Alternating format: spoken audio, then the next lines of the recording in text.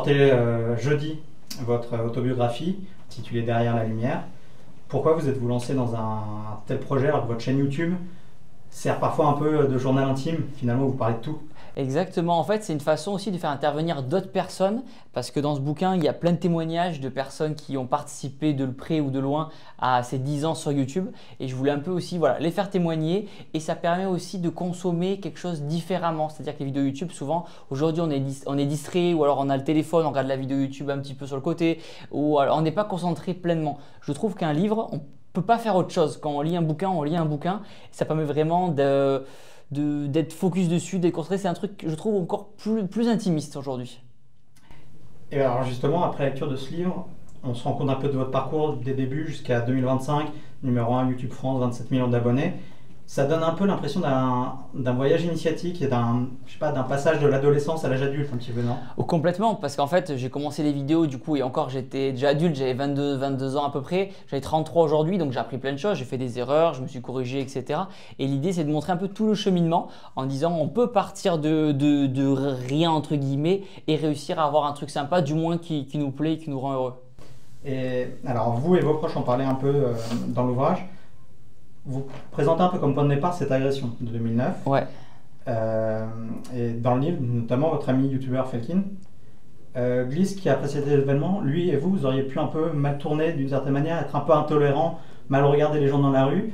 Le début d'un film avec d'un mauvais méchant. Bien sûr. Finalement, vous avez bien tourné. Vous pouvez quand même nous parler un peu de cet événement et de ce que ça a changé dans votre manière peut-être de voir la vie, de concevoir les choses? Ouais, parce que c'est vrai que suite à l'agression, on se rend compte du jour au lendemain que le monde il est pas gentil, qu'il y a des gens qui ne veulent pas que du bien, qu'il y a des gens mauvais sur Terre.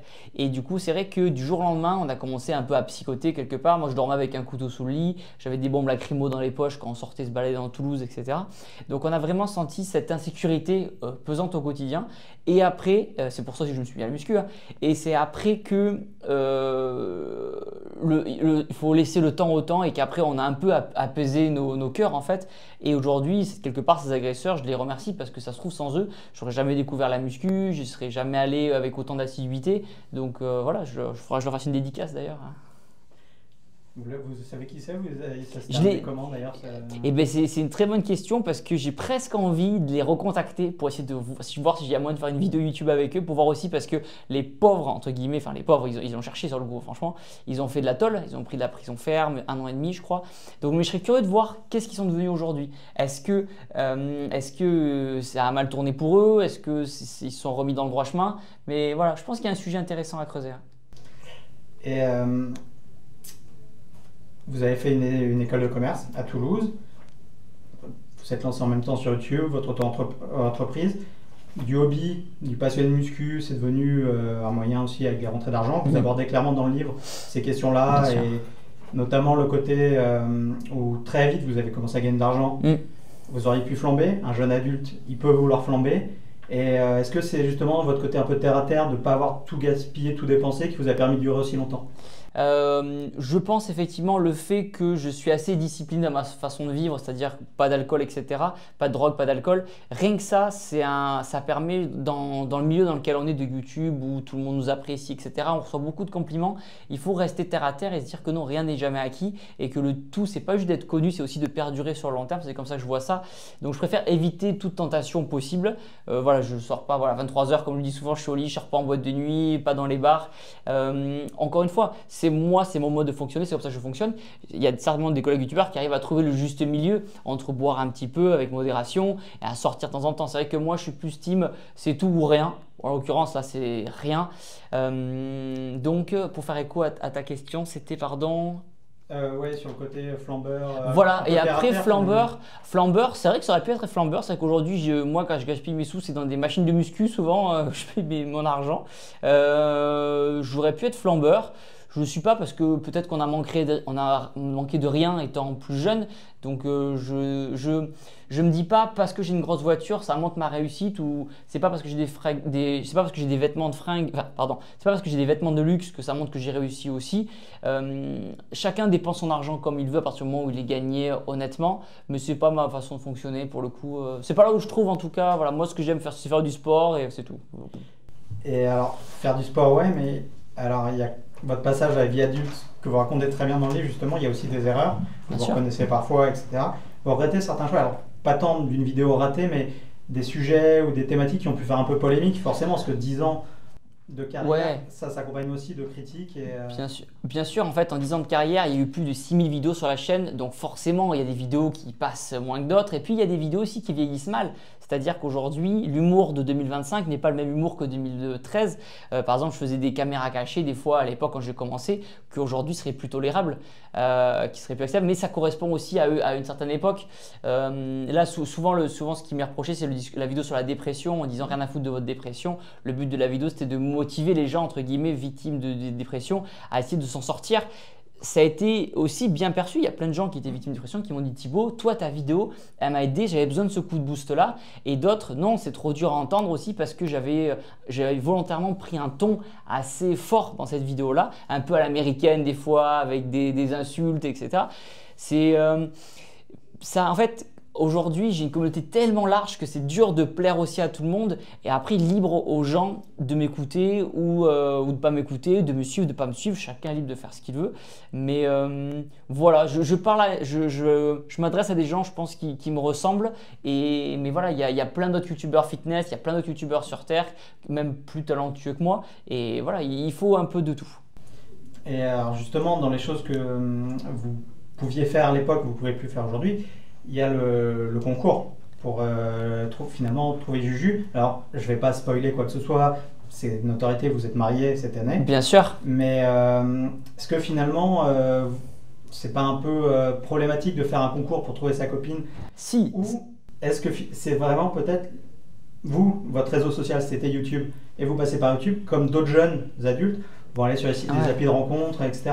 Complètement, quelque part, on peut dire qu'on s'est rencontré au travail, quelque part au final. Mais au-delà de ça, j'avais pas fait une vidéo pour faire un concours pour trouver une copine, c'était vraiment pour trouver une ambassadrice. En vrai, avec le recul, jamais j'aurais eu la prétention de dire allez, c'est parti, l'élection de Madame InShape. Tu vois, j'avais vraiment appelé ça Miss InShape, mais même pas Miss comme une Miss qui représenterait, qui participerait aux vidéos YouTube, qui porterait ma marque de vêtements pour ajouter une touche plus féminine à mes vidéos, des collaborations, etc.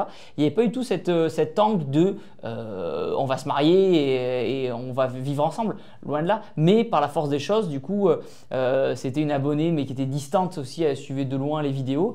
Et c'est vrai que passion pour le sport, passion pour le manger healthy, fait maison, des points communs, des accroches qu'on aurait pu ne pas deviner. Et au final, voilà, ça fait 8 ans qu'on est ensemble. Ça se passe plutôt bien. Voilà, c'est comme un couple avec des hauts et des bas. Et voilà. Et justement aussi ce passage de l'adulte au trentenaire que vous êtes maintenant, c'est aussi peut-être des doutes sur l'avenir professionnel. Alors, d'une certaine manière, via YouTube, etc. Mais on avait eu la série des Martines, Martine à la plage, Martine à la campagne. Vous en parlez vous-même dans le livre. Là, on a eu droit à Thibaut chez les pompiers, Thibaut marin, Thibaut avec les croque-morts. Est-ce que c'est aussi une manière de toutes ces expériences professionnelles de chercher un peu celui que vous vouliez vraiment être d'une certaine manière, non? Complètement. En vrai, je pense que je me sers de YouTube comme je grandis en fait avec YouTube. C'est un petit peu comme je fais mes expériences, je vois ce qui me plaît. Qu'est-ce qui me plaît aujourd'hui? Est-ce que c'est tester des métiers? Est-ce que c'est tester des différents sports? Est-ce que c'est entreprendre des projets?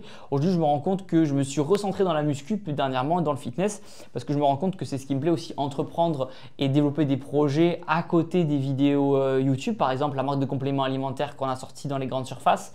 Il y a d'autres projets qui arriveront dans les prochaines années, mais voilà, on travaille dessus. Je vois ça un petit peu comme des arcs, un peu des arcs narratifs en disant il y a eu l'arc au début quand j'ai commencé que musculation, après il y a eu l'arc je teste plein de sports, après il y a eu l'arc je teste plein de métiers et là je reviens un peu au fondement, un peu à la base de tout ça. Donc oui, c'est une façon de se chercher puisque voilà, comme dans tout milieu professionnel, on évolue, on a envie de voir autre chose, sauf que moi c'est sous forme de vidéo en fait, donc on voit clairement les changements. Et alors justement, vous en parlez de ces arcs, certains des arcs vous ont brouillé avec des internautes, avec une partie du public. On vous reproche le drapeau bleu orange dans votre décor, on vous reproche d'avoir fait presque des pubs pour la marine, pour l'armée, pour la police. On vous juge même trop réac, parfois d'être un peu un porte-parole de la droite, de l'extrême droite. Et ça vous touche, on le sent dans le livre, ça vous touche, vos proches en parlent aussi. Vous répondez quoi à ces gens qui vous accusent finalement sans vous connaître? C'est aussi l'intérêt du livre peut-être. L'intérêt du livre, c'est vraiment de montrer qui je suis via mon prisme, mais aussi via celui de mes proches. parce que voilà, c'est aussi comme ça, ils sont plus à l'aise. J'ai pas envie, j'ai envie de préserver aussi leur identité, notamment celle de mes parents. J'ai pas envie qu'ils fassent une vidéo YouTube. Et puis voilà, donc chacun à la fin, chacun croit ce qu'il a envie de croire. Si les gens ils décident de pas m'aimer à la fin, ils m'aimeront pas. Je m'en fous. Voilà, il y a d'autres. C'est pas ça qui m'a mis. J'ai pas envie d'être aimé de tous non plus. C'est pas l'objectif final et on peut pas. Dans un groupe d'amis, on a tous des amis avec qui on est plus proche, d'autres on est moins proche, etc. Face à toutes ces polémiques, c'est vrai qu'il y en a eu plein parce qu'il y a eu encore une fois plein de contenu, des prises de position. Moi, je vois pas ça comme des prises de position. C'est vrai que quand je mets le drapeau français dans ma salle de sport, c'est parce que je suis français, c'est parce que quand je suis à l'étranger, je suis fier de dire que je suis français. C'est parce que j'habite en France, je fais travailler des gens en France. C'est grâce aux Français qui regardent mes vidéos que ça fonctionne. Je paie mes impôts en France, donc voilà, ça me semblait légitime, notamment dans les salles de sport ou même dans les salles de CrossFit. Quand on fait le tour des salles à l'étranger, on voit des drapeaux de tous les pays ou des drapeaux de différents pays. Ça me choque pas. J'ai été faire de la boxe au Mexique, il y avait un gros drapeau mexicain, ça choquait personne.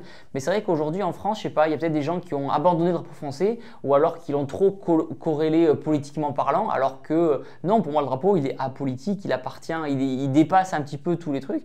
Et il faudrait pas que ce soit, ça a été peut-être, oui, trop récupéré peut-être. Et en parlant de récupérer, oui, il y a beaucoup de… Moi, ce qui me peine, c'est que mes prises de position ou mes vidéos YouTube sont récupérées politiquement et j'ai pas envie aujourd'hui, c'est pour ça que j'ai fait ce bouquin, parce que j'ai pas envie que les gens s'attribuent un peu mon succès, mon mérite en disant « Ah ben Thibaut défend notre cause » alors que non, j'ai rien à voir avec ces personnes.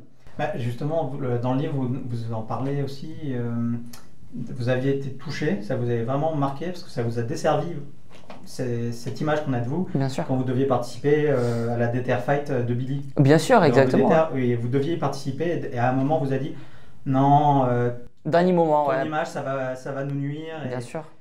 Et on vous sent touché pour le coup là-dessus, sur cette thématique-là.